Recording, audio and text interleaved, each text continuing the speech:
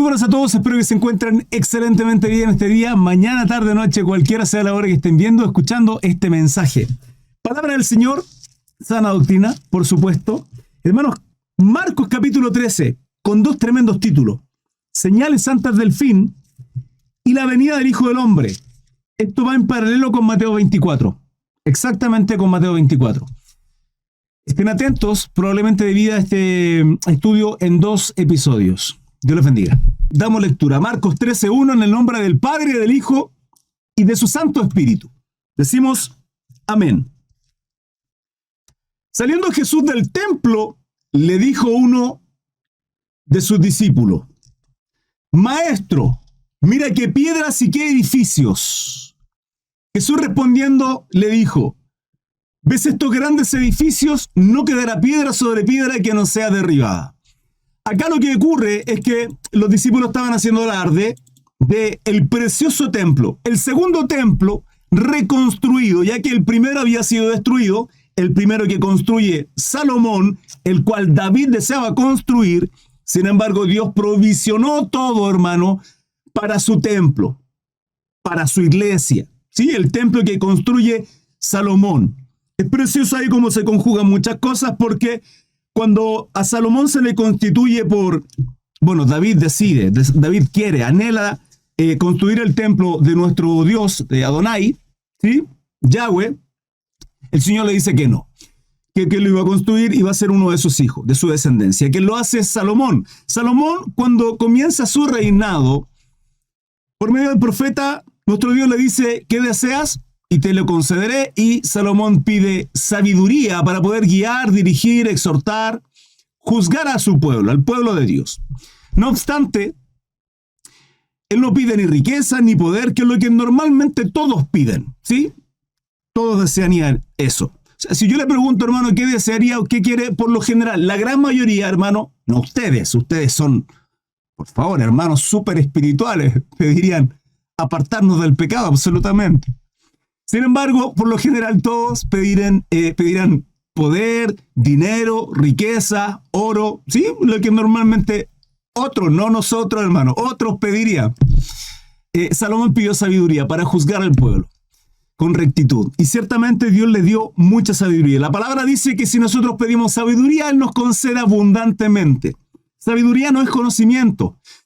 El conocimiento no aplicado nos hace insensato. El principio de la sabiduría es el temor a Jehová, el temor a Yahweh, a nuestro Dios, Adonai. Por lo tanto, yo puedo tener todo el conocimiento, pero si no lo aplico no sirve de nada. Eso me hace un religioso y un legalista.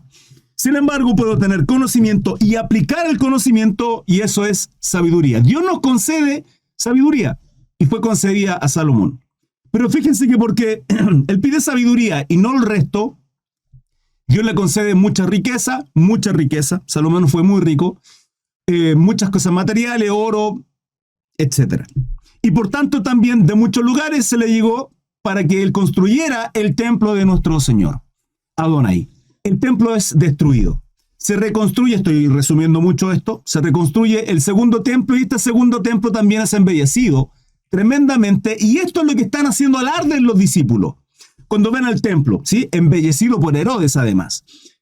Y el Señor le dice: ¿veis todo esto? No quedará piedra sobre piedra. Hermano, esta profecía, estamos hablando en el año 30 y algo, 31, 32, aproximadamente, después de Jesucristo.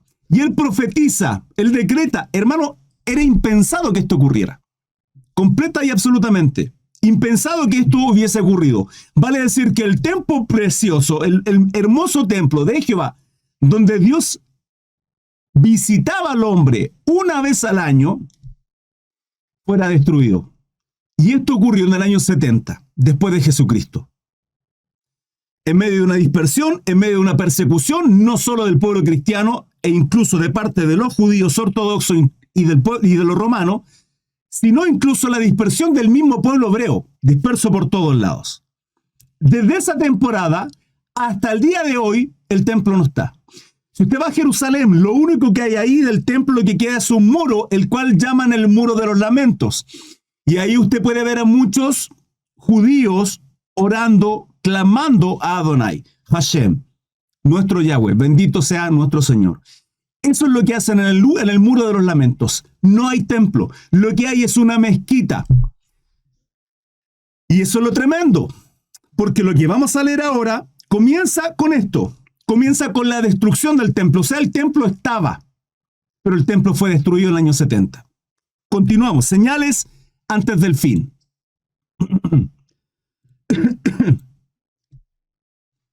Y se sentó en el monte de los olivos. Esto es enfrente. Y que desde enfrente del monte de los olivos se ve el templo. Frente al templo. Y Pedro, Jacobo y Juan y Andrés preguntaron aparte. Dinos, dice. Permiso, hermanos.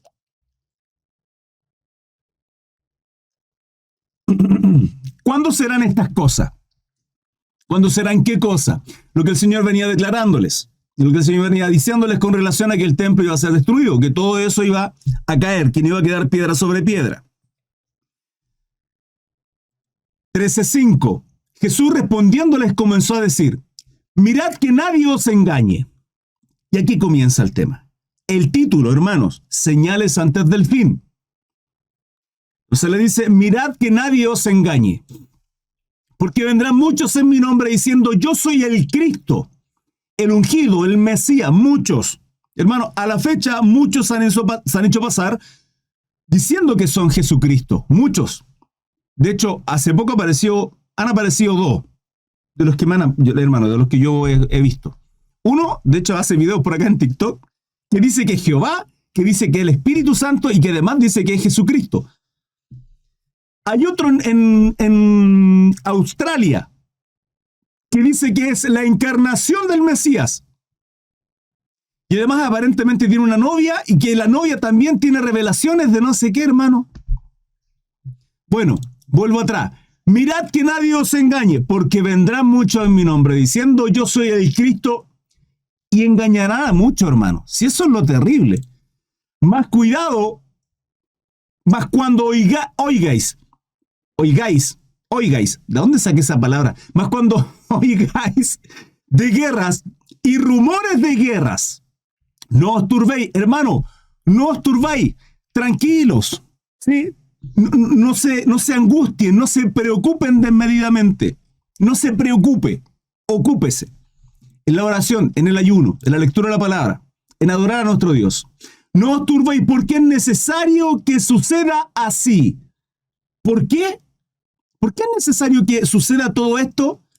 Guerra y rumores de guerra, ya lo iremos viendo, pero aún no es el fin. Aún no es el fin, hermano. Seguimos. 13:8. Porque se levantará nación contra nación y reino contra reino. Y habrá terremotos en muchos lugares y habrá hambres y alborotos. Principios de dolores son estos. Todo esto, hermano, todo lo que tiene que ver con guerras, rumores de guerras, nación contra nación, pueblo contra pueblo, reino contra reino, terremotos en muchos lugares, hambrunas, peste, alboroto, todo esto es principio de dolores. Ahora usted me podrá decir, hermano Cris, entiendo, pero ¿cuándo es este tiempo? Porque tal vez hace 30 años atrás, hace 40. Claro, uno puede decir guerra, hermano, guerra viene desde Caín y Abel, la guerra. O sea, el que se levante una nación contra otra nación, ¿sí? Los israelitas contra los ismaelitas, por ejemplo. Uno entiende que sí, está bien, pero si uno hace estadísticamente una investigación, nos daremos cuenta que solo en el último siglo, vale decir, en un periodo de 100 años y un poquito más, desde hoy hacia atrás, han habido casi 3 guerras mundiales. O sea, la envergadura que significan 3 guerras mundiales es tremendo. No estamos hablando solo de guerras, sino de guerras mundiales. Han habido 2 y estamos a las puertas, hermano, a un solo botón de que ocurra una tercera guerra mundial. Esto es tremendo. Solo los últimos 100 años. Y hay que considerarlo porque se vendrán muchos más indicios de cosas en adelante. Con respecto a los terremotos, hermano, Chile es un país tremendamente sísmico. Japón es un país tremendamente sísmico. Sin embargo, del 2010 a la fecha, los terremotos en Chile han aumentado de una manera tremenda. Sismos siempre han habido, pero han habido este último año bastante. Y no solo en Chile, hermano. Han habido terremotos en lugares donde jamás en la historia han habido. Estadísticamente, los terremotos se han disparado en muchos lugares del mundo, en donde no habían terremotos, hermanos. Entonces estamos hablando de estadística. Esto es lo que es la palabra de Dios. Lo comparamos con estadísticas que hemos vivido, que estamos viviendo. Países, hermanos, que no tienen una construcción en base a normas sísmicas. No así Chile. El tipo de construcción que hay en Chile tiene que ser en base a normas antisísmicas. Tanto en radier, fundamentos, cimientos, cadenas y un montón de cosas por lo mismo. Hay países que se vinieron abajo, hermano, tremendamente, porque como no son países sísmicos, no tienen tales normas, y fue un desastre tremendo. Estadísticamente, hermano, esto, en los últimos 100 años se ha disparado. En los últimos 100 años. Pero dice la palabra, esto es principio de dolores. ¿Por qué principio de dolores? Porque, hermano, así como cuando una mujer va a dar a luz en un parto, hay dolores de parto, dice la palabra, a estos dolores se refiere. ¿Dar a luz qué? ¿El parto a qué? ¿Qué alumbramiento va a ocurrir? Sigamos, hermanos. Luego dice Marcos 13:9, pero mirad por vosotros mismos. Atentos, hermanos amados, atentos. Mirad por vosotros mismos. Porque os entregarán a los concilios y en las sinagogas os azotarán y delante de los gobernadores y de reyes os llevarán por causa de mí para testimonio a ellos. Esto ocurrió no solo con nuestro Señor Jesucristo, bendito sea nuestro Salvador, sino también con los apóstoles, con los discípulos. Hermanos, entender que el cristianismo no es, lo he dicho muchas veces, no es alfombra roja, no es elogios y aplauso. El cristianismo no es pétalos de rosa y todo maravilla, miel sobre hojuelas, no es eso, hermano. El cristianismo es dejar nuestra vida por causa de nuestro Señor Jesucristo. Aquel que entregue su vida por causa de mí, dice el Señor, este la hallará. ¿Qué significa eso? Hermanos, que si Cristo nos alcanza, somos salvados, justificados, redimidos por causa de la cruz de nuestro Señor, es para volvernos a traer al origen. ¿Cuál origen? El origen del por cual Dios nos creó, que es adorarle. Y nuestra vida tiene que significar eso. El único significado de nuestra vida en Cristo es adorar a nuestro Dios, glorificarle. ¿Bajo qué término? En todo y cada uno de los roles que nosotros tengamos. ¿Qué es usted? ¿Arquitecto, abogado, ingeniero, médico, secretaria? ¿Qué es? En cada uno de nuestros roles debemos adorar a nuestro Dios. En todo, hermano. No somos cristianos solo en la congregación los domingos. No somos cristianos solo los miércoles, jueves de culto. No, hermano. Todo el día estamos consagrados. Y cuando uno entiende que si Jehová Dios visitaba al pueblo, visitaba al sumo sacerdote una vez al año en el Antiguo Testamento y que hoy mora en nosotros, en el Espíritu, que somos templos del Espíritu Santo, hermano, no necesitamos un Shabbat, no necesitamos un día de descanso, de reposo, para consagrarlo a Dios, hermanos. Consagramos nuestra vida a nuestro Dios, porque Cristo nos dio vida espiritual. Por lo tanto, esta profecía de que seremos entregados entendiendo el contexto, hermano, acá le está hablando a sus discípulos, le está hablando a sus apóstoles más cercanos. Serán entregados en sinagogas, os azotarán, y eso es lo que vivieron todos y cada uno de ellos. Y hermanos, si hasta el día de hoy, y los llevarán delante de reyes por causa de mí, para testimonio de ellos. Uno puede ver, hermano, la vida y los viajes de Pablo, y Pablo ciertamente alcanzó a muchos, incluso desde la cárcel, inclusive a romanos, hermano, para llevarles el mensaje de salvación. Entonces, cuando uno logra ver eso, uno no pregunta, Padre, ¿por qué a mí? Ni para qué a mí, sino, Señor, amén. Amén, envíame a mí, donde sea, que se cumpla tu propósito. Donde quiera, hermano, donde quiera que Dios nos envíe. Cual sea la situación que estemos viviendo, porque para los que amamos a Dios, dice, todas las cosas nos ayudan a bien. Hay un propósito, aunque usted y yo no lo entendamos. El propósito que tenía Pablo, incluso encarcelado, era que Dios se glorificara ahí, con Silas cantando desde la cárcel. Desde la cárcel, inspirando una de las cartas más hermosas hacia Filipenses, encarcelado, hermano. Una carta llena de gozo. Porque cuando entendemos, hermanos, que que podrán avasallarnos, golpearnos, escupirnos, apartarnos, rechazarnos por causa de Cristo, la palabra dice: bienaventurados sois. Bienaventurados si por causa de mí, dice nuestro Señor, os vituperan e inventan toda clase de mal. Y si es necesario llegar a esto, hermano, tenemos que estar dispuestos a eso, a dejar nuestras vidas. 10. Y es necesario que el evangelio sea predicado antes a todas las naciones. ¿Por qué? ¿Por qué? ¿Por qué a todas las naciones? Porque servimos a un Dios justo. Servimos a un Dios justo. Y Dios no puede juzgar, hermano. El pecado se hace presente. Yo me hago consciente del pecado cuando a mí la palabra me dice: no mientas, ¿sí? No mentirás. Si yo miento, estoy pecando.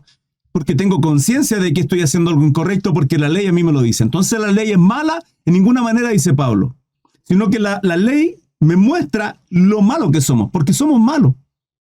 Somos malos. Todos y cada uno de nosotros.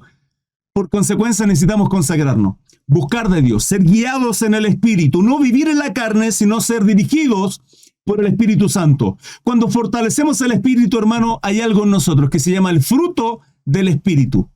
Amor, gozo, paz, mansedumbre. Sí, eso está en Gálatas. Y no por las obras de la carne. ¿Y eso qué tiene que ver? Todo lo malo.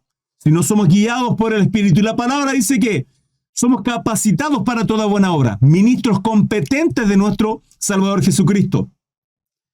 Y es necesario que el Evangelio sea predicado ante a todas las naciones. ¿Por qué? Porque la ley tiene que estar presente. El Evangelio vale decir alcanzar a todos aquellos que están en todo el mundo. A todos, hermanos. Dios no puede juzgar a alguien que el Evangelio no le ha sido predicado, y el Evangelio tiene que ser predicado. Daniel dice que la ciencia aumentará en los últimos tiempos, tal cual hoy día. Hermanos, estamos al alcance de un clic.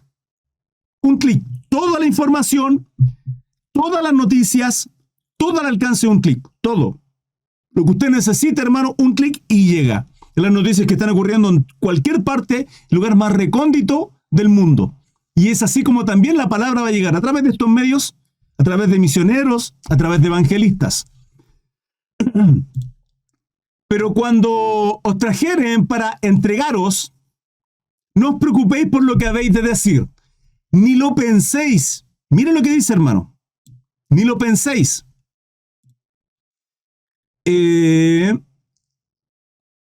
Sino lo que os fuere dado en aquella hora. ¿Quién nos lo va a dar? El Espíritu Santo, hermano. Sino lo que os fuere dado en aquella hora, eso hablad. Porque no sois vosotros los que habláis, sino el Espíritu Santo. Por medio del Espíritu Santo, hermanos, vamos a ser usados en esa instancia. ¿En cuál instancia? Cuando seamos llevados a cualquier tipo de situación. Así fue con los apóstoles de igual manera. Y el hermano, escuchen esto, y el hermano entregará a la muerte al hermano, y el padre al hijo, y se levantarán los hijos contra los padres y los matarán. Esto es tremendo. ¿Y sabe por qué ocurre esto? Porque la misma palabra nos enseña que el Señor vino a poner disensión, división, hermano. ¿Por qué? Porque en las familias, porque no todos aceptan a nuestro Salvador Jesucristo, no todos lo van a reconocer como Señor y Salvador, y esto ocurre en las familias. Hermano, pero estamos llamados a hacer luz en nuestras casas, a ser de bendición.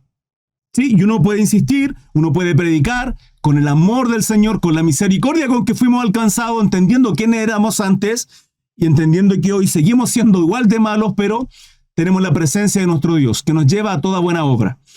Entonces, cuando ocurre esto, 13:12, tiene que ver con que no todos aceptarán a Jesucristo. Hermanos, en estos tiempos se extrapolará todo. ¿Qué significa extrapolarse? Que van a haber dos polos completos y absolutamente contrarios, completamente alejados, hermano. Aquellos que son hijos, siervos de Dios, realmente, y aquellos que van a creer que son siervos y van a entregarnos Mira lo que dice el 3, hermano. Y seréis aborrecidos de todos por causa de mi nombre. Mas el que persevere hasta el fin, éste será salvo. ¿De qué está hablando acá nuestro Señor?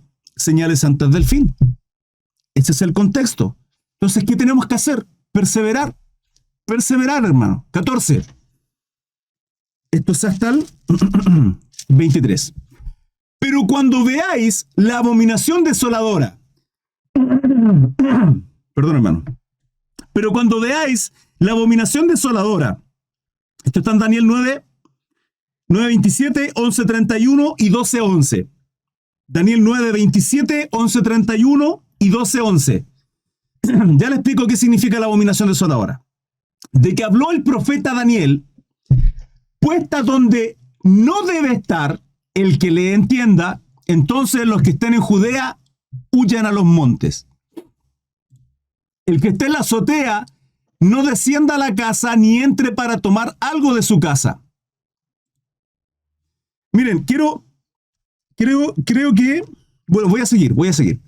Y el que esté en el campo no vuelve atrás para tomar su capa. Entonces, en el estricto rigor, ¿qué hay que hacer, hermano? Arrancar, le está diciendo acá la gente, ¿sí? Los que estén ahí, dice, arranquen, no vuelvan atrás por ningún motivo. Arranquen. Es lo que hay que hacer. 17. Mas hay de las que están encinta y de las que críen en aquellos días. Orad, pues, que vuestra huida no sea en invierno. Mateo 24 también habla de día de reposo. Porque aquellos días serán de tribulación. A esto quería llegar. Si nosotros vamos a Mateo 24 también habla, en el versículo 8 y luego en el 9. Mira lo que dice Mateo 24, 8. Dice, esto será principio de dolores, los cuales mismos están en Isaías 26, 16. Principio de dolores. Todo lo que vimos anteriormente, guerra, rumores de guerra, nación contra nación, ¿sí? Peste, terremoto, hambre, todo eso es principio de dolores.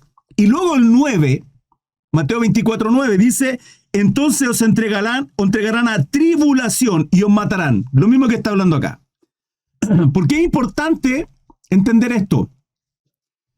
Porque se tiene que cumplir la semana 70, hermano, de Daniel. La profecía de la semana 70. 70 semanas están escritas en el libro de Daniel.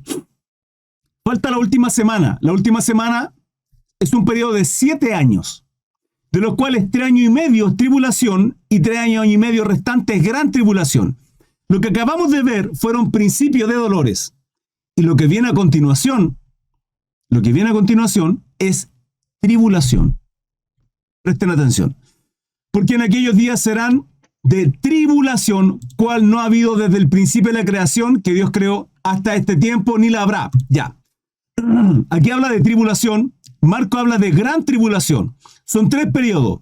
Dolores de parto, tribulación y gran tribulación. Fíjense que acá dice, y serán de tribulación, cual ha habido, nunca ha habido desde el principio de la creación que Dios creó hasta este tiempo, ni la habrá. Mateo 24, 21.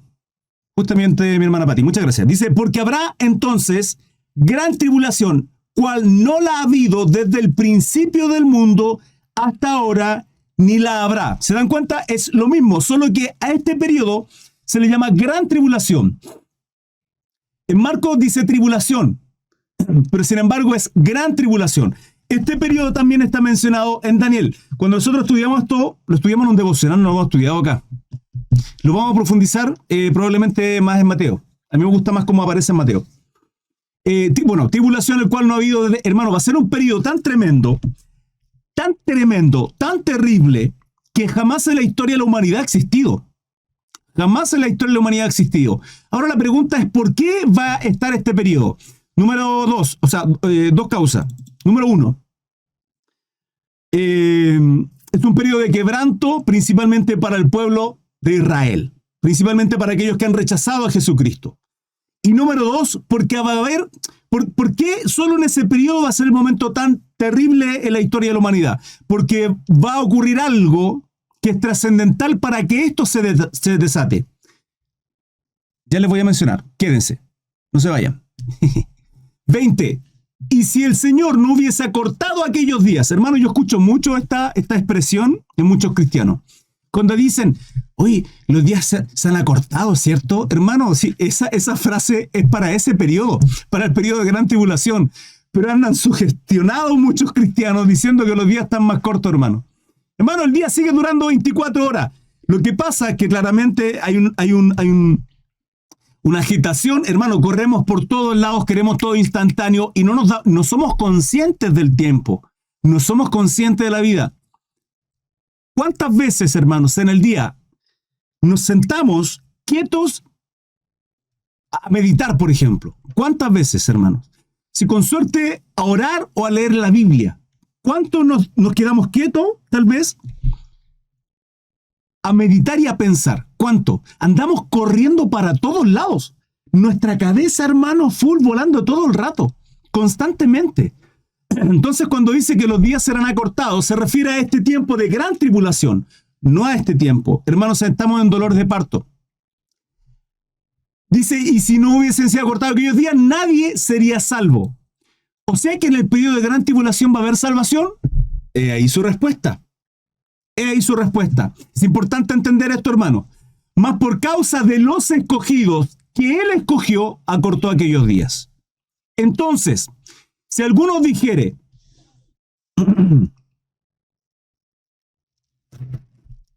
pues hasta el 23. Entonces, si alguno dijere, mirad aquí está el Cristo, o mirad está allá, no le creáis. 22. Porque se levantarán falsos cristos y falsos profetas, y harán señales y prodigios para engañar, si fuese posible, aún a los escogidos. Mas vosotros mirad, dice la palabra, os lo he dicho todo antes. Yo sé que muy probablemente, hermano, surjan muchas dudas y preguntas con relación a este tema, así que doy este tiempo para luego continuar con el segundo tema. Hermano, estoy a su disposición. Dudas, preguntas, consultas, les leo. Y así es como finaliza esta primera parte. Espero que haya sido de bendición para todos y cada uno de ustedes. Hermanos, atentos al día de mañana con la parte B, segunda parte, como quieran llamarle. Dios les bendiga.